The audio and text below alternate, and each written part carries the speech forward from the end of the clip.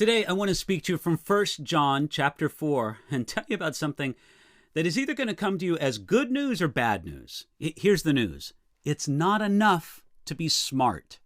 Here we go. 1 John chapter 4, verse 6, where we read this. We are of God. He who knows God hears us. He who is not of God does not hear us. By this we know the spirit of truth and the spirit of error. Again, that's 1 John chapter 4, verse 6. Now, John begins that verse with these words, we are of God. Now, those words sound comforting to some people, and they sound terrifying to others. Those were true and special words to those who are indeed God's people and display the kind of love, the kind of power, the kind of character that Jesus himself shows. However, throughout the centuries, almost every tyrant, every cruel general, and every wicked leader has used those words, we are of God. You see, people who use those words wrongly want the added prestige and power that comes when other people think, hey, God is on their side. Almost everybody wants to believe that God is on their side and that their cause is blessed because they say, we are of God. So when John says here, we are of God, how do we know that he's right to say it? Well, John is right, number one, because the we he wrote of were the apostles who saw and heard Jesus firsthand. They had a special authority and a remarkable confidence because they had a unique calling from Jesus. They were his specially authorized representatives. Now, if this was just an individual talking, then his claim to be of God might be overconfident. But John spoke as one of God's apostles, and he called forth the gathered testimony of his fellow apostles there in the first century, therefore making it clear that their testimony was the measure of truth and sound doctrine.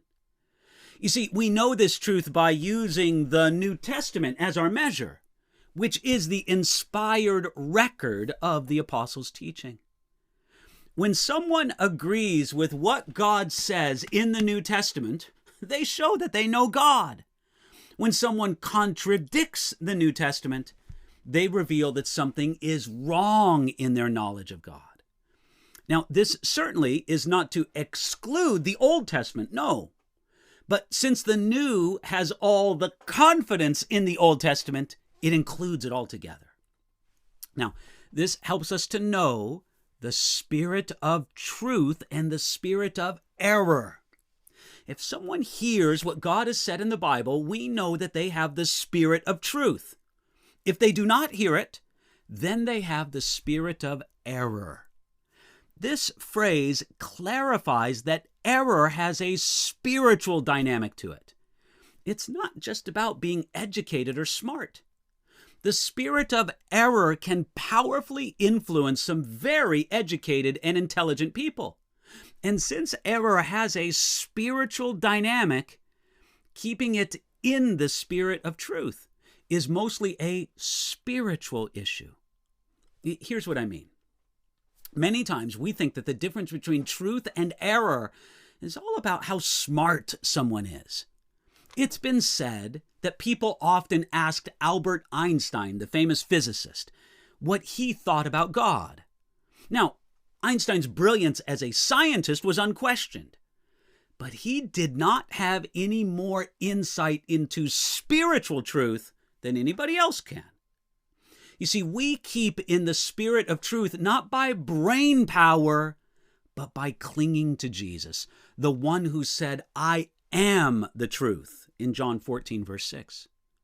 So here's the question. Are you in the spirit of truth today? You can find that spirit of truth by reading and understanding God's word. Walk in it today.